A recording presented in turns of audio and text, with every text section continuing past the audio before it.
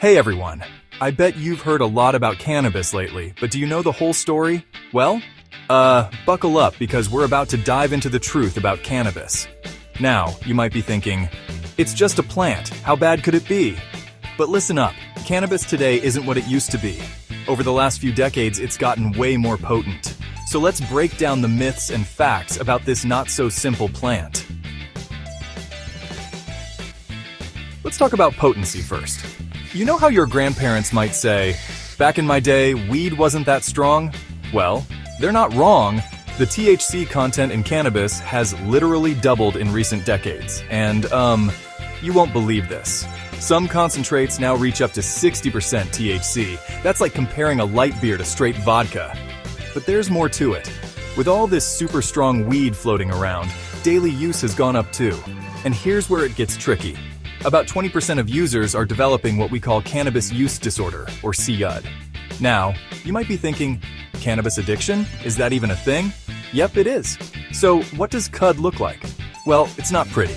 We're talking about people who can't stop using even when they want to, who need more and more to get the same effect. That's tolerance for you. And who experience withdrawal symptoms when they try to quit. Plus, it can seriously mess with your life, affecting work, relationships, and pretty much everything else. Now let's get into the nitty-gritty of what heavy cannabis use can do to your brain and body.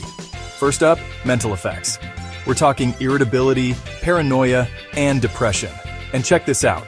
It can create this nasty feedback loop where you feel bad. So you use more, which makes you feel worse. So you use even more. Not fun. But it's not just in your head.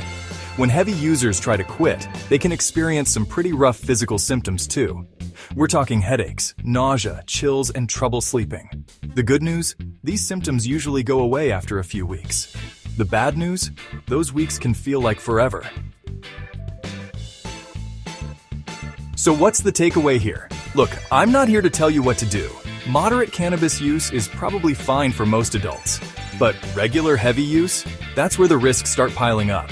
And if you're a teenager, you really need to be careful.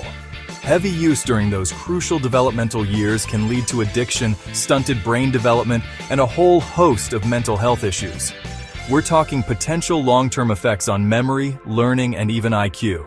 Remember, knowledge is power. Stay informed, stay safe, and thanks for watching.